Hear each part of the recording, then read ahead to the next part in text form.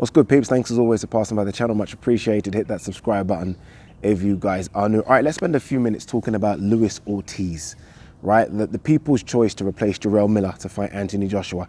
And I think Anthony Joshua's #1 choice as well. I think Eddie Hearn has said this on a few occasions that when Jarrell Miller failed the drug test, Anthony Joshua said, look, get me Luis Ortiz. That's the one that would be a good fight. I think people would be happy with that as a replacement. And I think outside of Wilder, Fury, and maybe Usyk now, I think it's the fight that everyone would want to see after those three, right? So that's the people's choice. Luis Ortiz released a statement on his Twitter page, 2-3 days ago, saying that the fight isn't going to happen, that he's been made a lowball offer, and it's done. He's not fighting Anthony Joshua June 1st. So I think everyone was like, okay, what's this lowball offer? I think everyone was interested in what the figure was because Luis Ortiz's highest purse to date was his fight against Deontay Wilder. And according to many sources, and I just checked it again on CBS Sports, his purse was $500,000. Now, he might have got a bit of extra on top, a bit more cream, a bit of money under the table, but that's his purse, $500,000, right? So what could a lowball offer be to him? I mean, what are we talking? His highest purse is $500,000. According to sources, the offer that was made to Luis Ortiz to fight Anthony Joshua was for $5 million. Now, Eddie Hearn has actually come out and said it was a bit more than that, but let's just stick with $5 million. Your highest purse was $500,000, and you've been offered $5 million to fight AJ. I'm getting tired of even repeating myself because I feel like I've done this with Dillian White and others as well. But you're getting paid $5 million, or again, it might have been a bit more than this, but that's the lowest figure, $5 million to fight AJ, Madison Square Garden for 4 belts. And your highest purse was $500,000, and somehow you think you've been fucking lowballed. You think you've been lowballed. I don't know how old Luis Ortiz actually is. I'm gonna guess and say he's about 44, even though he said he's 39, 40. 44, your career's done, really. I mean, at best, you've got a couple of big fights left. This has come on your table.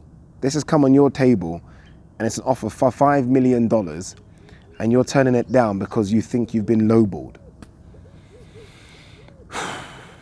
Now, according to, again, sources, Luis Ortiz wanted $10 million.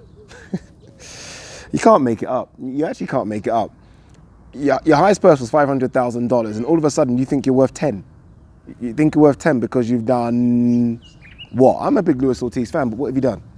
What have you done? And a lot of people say this about Luis Ortiz, and I stick up for him because I think he's a great boxer. But what have you done? What have you done? And all of a sudden you think you're worth $10 million because somehow Anthony Joshua is desperate for an opponent. And you think $5 million is a low ball offer.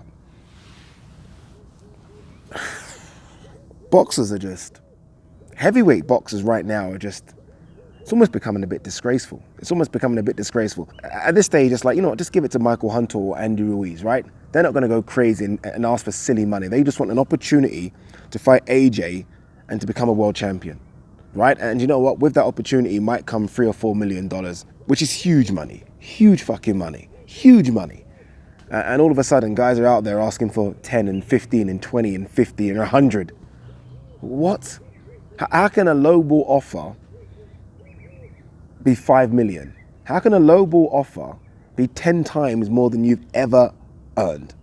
And Eddie Hearn is actually saying it's a bit more than that. So we're probably going to guess and say around 6. So what, 11, 12 times more than you've ever earned is a lowball offer for you because you are a world champion? No. Because you put bums on seats? No. Because you are a pay-per-view attraction? No. No.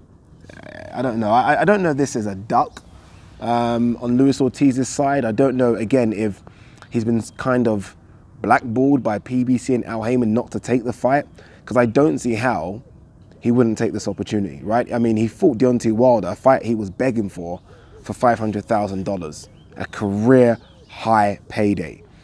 And he's been offered 10 times that to fight AJ, Madison Square Garden, for all the chips, all the marbles, and it's a lowball offer. I don't know, people. I'm starting to think there's more to this. I can't imagine that Luis Ortiz has turned this down based on that. I can't. Again, we're hearing that he wants 10 million, which he just doesn't deserve. But at this stage, I wonder if Eddie Hearn will be forced to up it a bit to 8 million. I don't know, maybe this is a negotiation tactic to get Luis Ortiz, because that's the one people want, right? Hardcore boxing fans don't really, and this is no disrespect to those two kids and Hunter and Andy Ruiz, who are good boxers, but they don't want to see that. They want to see Ortiz, which really and truly is a tougher fight than Jarrell Miller. What do you guys think of this? It's getting silly now, isn't it? Let's be honest, it's getting fucking silly now. When fighters are turning down this type of money, it's getting silly, because there are world champions out there, legit world champions that are not earning £100,000. Fact. And you've got guys here that are not world champions, and I'm bringing up Luis Ortiz and Dillian White, that are turning down money because they somehow think they're worth more. Fuck off. Peace.